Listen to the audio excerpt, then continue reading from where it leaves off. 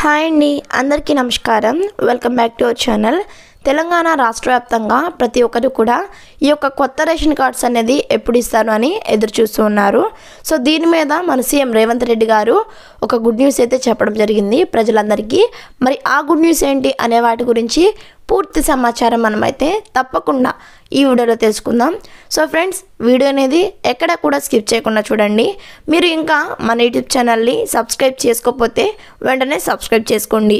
ఇక మనం లేట్ చేయకుండా వీడియోలోకి వచ్చినట్లయితే, ఎన్నో ఏళ్లుగా ఎదురు చూస్తున్న కొత్త రేషన్ కార్డుల జారీ ప్రక్రియ త్వరలో ప్రారంభం కానుంది.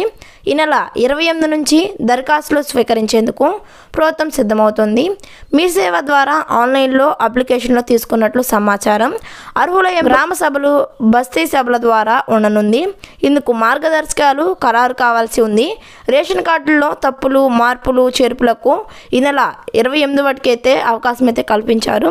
సో చూసారు కదా వ్యూవర్స్, ఎవరికైతే మీ యొక్క రేషన్ కార్డులో మార్పులు, చేర్పులు అంటే పేరు కావచ్చు, ఏదైనా ఫోటో కావచ్చు, ఏదైనా తప్పులు ఉంటే మాత్రం సెర్చ్ చేసుకోవాలి అనుకుంటే ఈ నెల 28 వరకు అయితే మనకైతే అవకాశం కల్పించారు. అలానే ఈ కొత్త రేషన్ కార్డులు అనేది ఈ నెల 28 నుంచి అయితే దరఖాస్తులు అయితే స్వీకరించడం జరుగుతుంది మన ప్రభుత్వం. సో చూసారు కదా వ్యూవర్స్, ఇలాంటి ఇన్ఫర్మేషన్ వీడియోస్ కోసం మన యూట్యూబ్ ఛానల్ని సబ్స్క్రైబ్ చేసుకోండి. వీడియో నచ్చితే లైక్ చేసి ఈ వీడియో మీద మీ అభిప్రాయం ఏంటో కామెంట్ చేయండి. Thanks for watching.